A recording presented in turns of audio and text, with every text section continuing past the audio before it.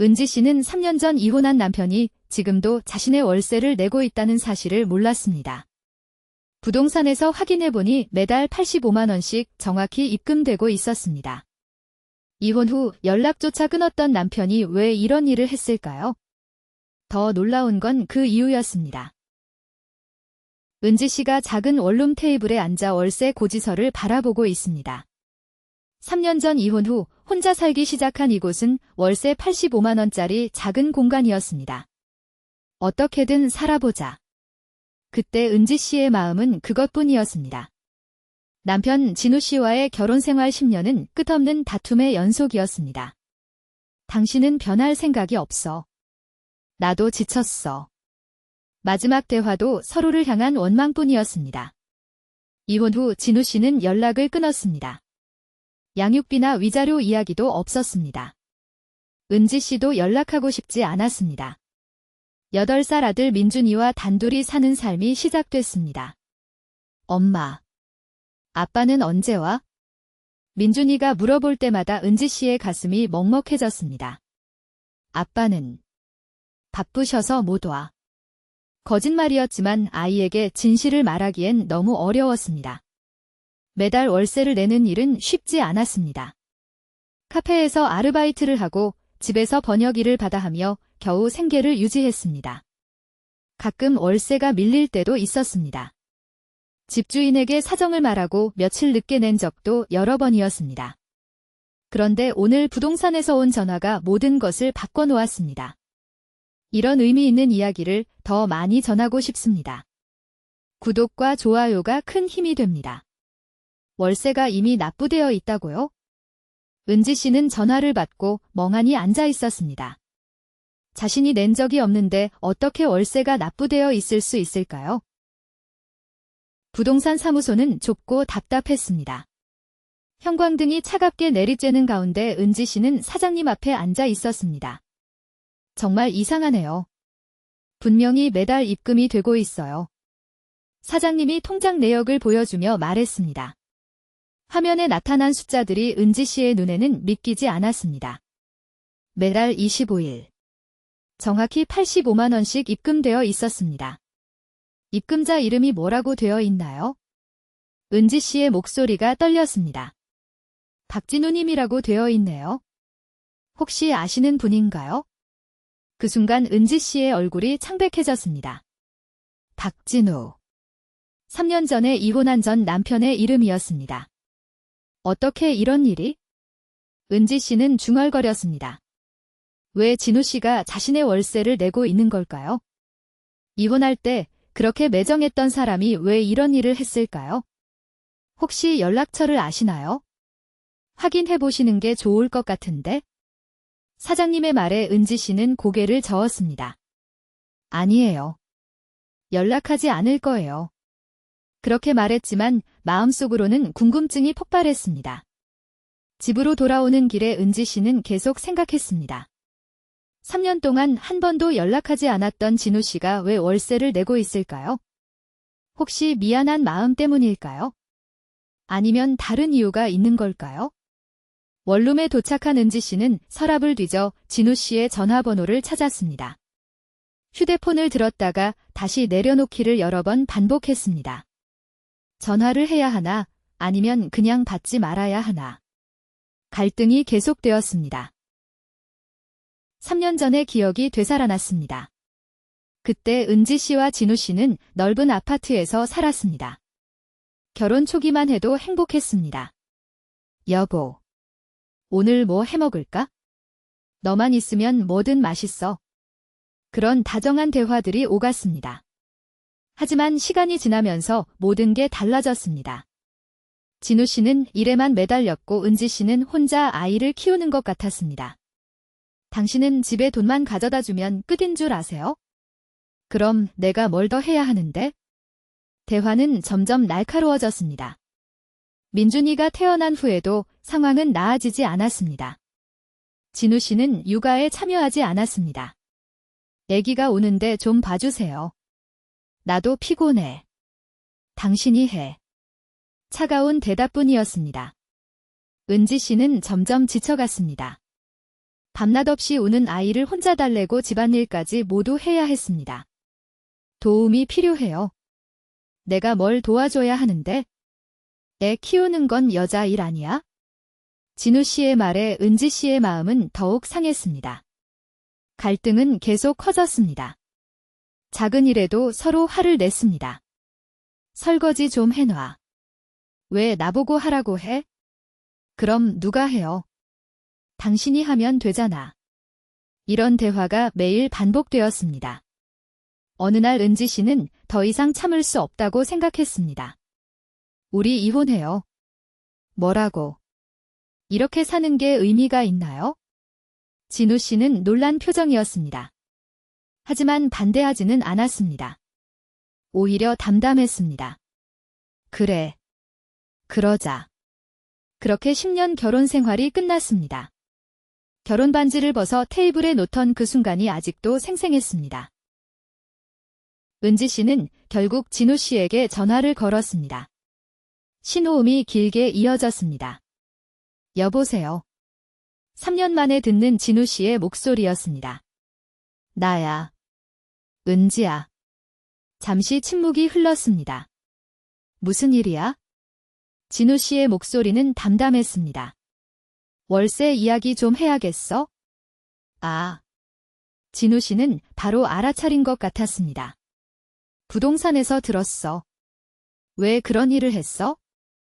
은지 씨의 질문에 진우 씨는 한참 말이 없었습니다. 그냥이 뭐야? 이유가 있을 거 아니야. 미안해서. 짧은 대답이었습니다. 뭐가 미안해? 모든 게. 진우 씨의 목소리에 처음으로 감정이 느껴졌습니다. 나도 몰랐어. 내가 그렇게 못된 남편이었는지. 갑자기 왜 그런 소리를 해? 이혼하고 나서야 깨달았어. 당신이 얼마나 힘들었는지. 은지 씨는 갑작스러운 고백에 당황했습니다. 당신 혼자 애 키우고 살림하고 얼마나 버거웠겠어. 그런 걸 이제 와서 말해서 뭐 해? 바꿀 수 없다는 걸 알아? 그래도 미안해. 진우 씨의 목소리가 떨렸습니다. 월세는 그만 내. 왜? 받고 싶지 않아. 나는 내고 싶어. 왜 그런 거에 집착해? 집착이 아니야. 책임이야. 진우 씨의 말에 은지 씨는 말문이 막혔습니다. 민준이는 어떻게 지내? 잘 지내. 보고 싶어. 만나지 마. 왜? 혼란스러워 할 거야? 그래도 아빠인데. 아빠는 3년 전에 포기했잖아. 차갑게 말하고 은지 씨는 전화를 끊었습니다. 저녁 시간. 민준이가 학교에서 돌아왔습니다. 작은 신발을 벗어놓고 엄마에게 달려왔습니다. 엄마. 오늘 친구 아빠가 학교에 왔어. 민준이의 말에 은지 씨의 마음이 철렁했습니다. 그래. 응. 친구들 아빠는 왜 자주 와?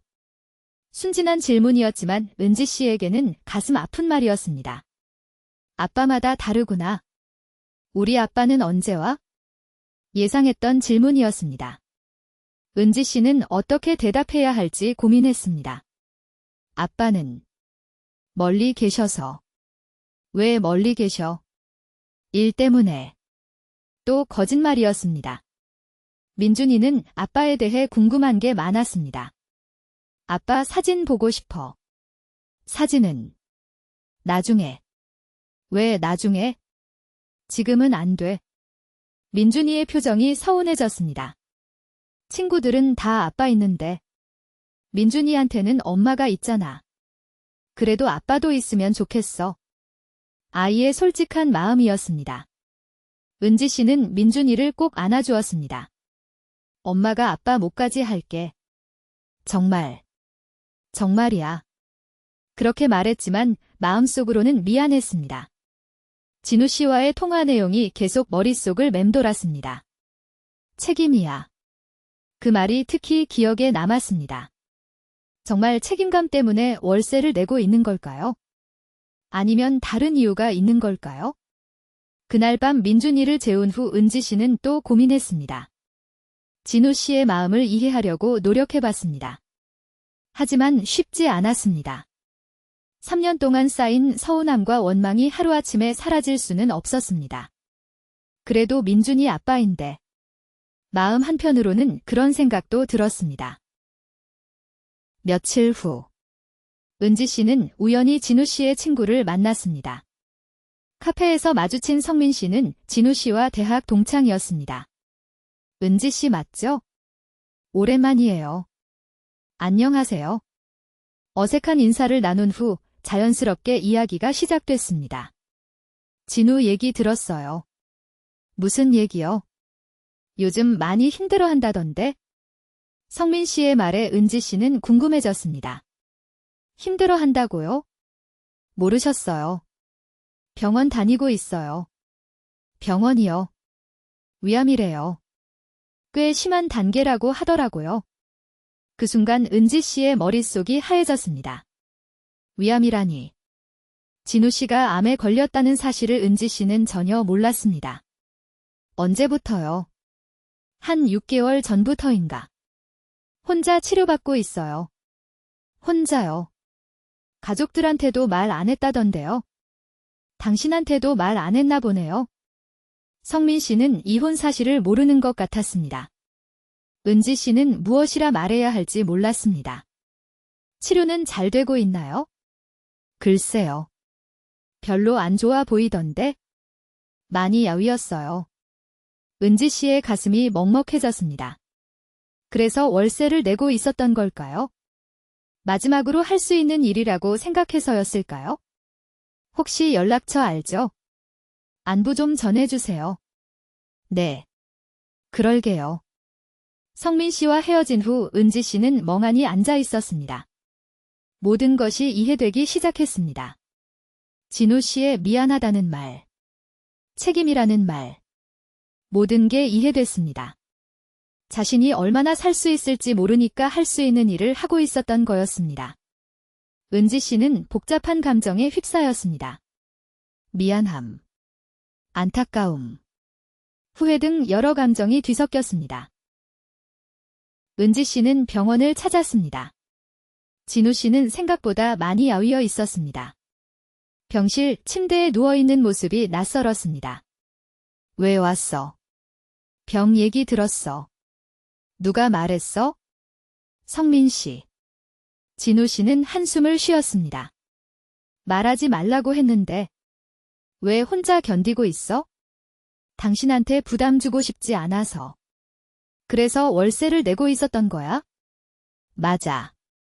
솔직한 대답이었습니다. 마지막으로 할 수 있는 일이었어. 민준이와 당신을 위해서. 은지 씨의 눈에 눈물이 맺혔습니다. 바보 같은 사람. 미안해. 정말 미안해. 이제 와서 미안하다고 하면 뭐해? 그래도 말하고 싶었어. 진우 씨의 목소리가 작았습니다. 앞으로 월세는 내가 낼게? 아니야. 계속 내고 싶어. 왜 그렇게 고집이야? 내 마음이 편해져. 마음이 편해진다고? 당신한테 못해준 것들이 너무 많아. 이것밖에 할 수 없어. 은지 씨는 더 이상 반대하지 않았습니다. 진우 씨의 마음을 이해할 수 있었습니다. 민준이 보고 싶어. 볼 수 있을까? 한 번 정도는? 고마워. 아직 아빠라고 부르는지 궁금해. 가끔 물어봐. 아빠 언제 오냐고. 그럴 때 뭐라고 해? 일 때문에 멀리 있다고 해? 거짓말 하지 마. 진실을 말해. 아직은 어려워. 그래도 알 권리가 있어? 은지 씨는 고민했습니다. 민준이에게 아빠의 상황을 어떻게 설명해야 할까요? 천천히 생각해봐. 나는 기다릴게. 진우 씨가 말했습니다. 그날 은지 씨는 병실에서 오랜 시간을 보냈습니다. 3년 동안 하지 못했던 대화들을 나누었습니다. 서로의 마음을 조금씩 이해하게 되었습니다. 집으로 돌아가는 길에 은지 씨는 월세 고지서를 꺼내 보았습니다. 이제 그 의미가 달라 보였습니다.